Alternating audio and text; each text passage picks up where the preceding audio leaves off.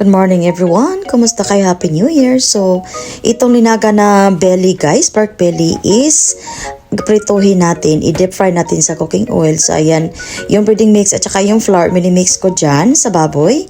Tapos, i-deep fry natin dito sa mantika. So, ayan lang guys, no? So, dapat lagayin mo na yung baboy guys.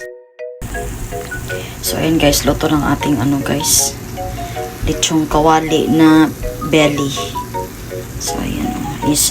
I-ano ko na yung dyan guys, i-chop ko na, tapos ilagay sa table kasi bukas ayaw, bawal kasi magamit, para lang sa akin ha, bawal magamit ng knife or mga scissors after New Year, no? So, ikakat ko na siya para hindi na kailangan mag-cut pa bukas.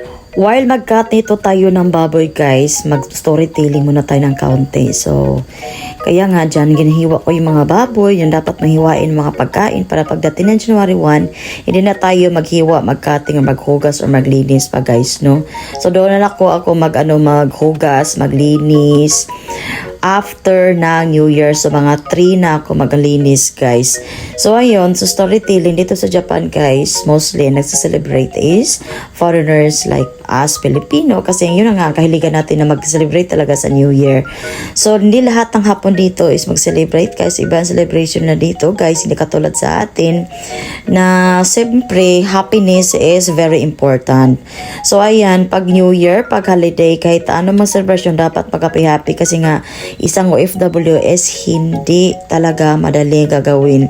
So, mag-stress relax, stress reliever, mag-happy-happy at magadiring sa mga kaibigan. So, ayun. Dito sa Japan guys, malamig dito ngayon sa January 1, starting pinakamalamig na talaga.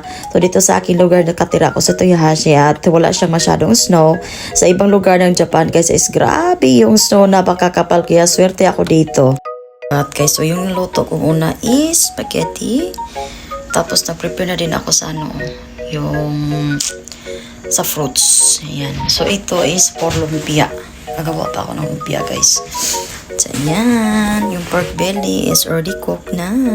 Ngayon, mag-proceed tayo sa lumpia guys. So, itong lumpia nag-include ng isang pakete is 10 pieces ang laman. At ating gagawin na lumpia is yung chicken na giniling. So, ayun, nilagyan ko siya ng patatas, bell pepper, at iba pa mga seasoning dyan.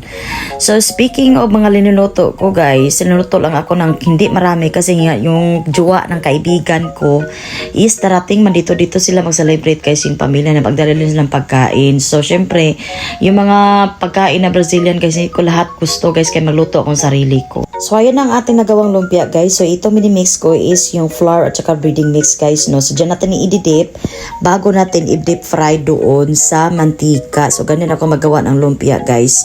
So, ayan, let's start cooking. So, ganito lang siya gagawin guys. So, napakasimple lang yan. Breading mix powder lang yan at saka flour. Ayan. So, i-deep fry natin na after. So, pagkatapos natin i-deep fry yan guys, John, i-sit aside na natin dyan sa table para mag-relax na lang ako. So, ayan, marami yung aking ninunutong lumpia. Now, this is the setup of our table, guys, for the New Year. So, dinala na yung cake dito. Bumili yung jowa ko ng tsahang na rice, guys. At nagdawa ng jowa ko yun ng kiwi na brown parang cake. At iba pang pagkain pa dumating, guys. Kaya, see you! Thank you for watching. Please subscribe for more. God bless you!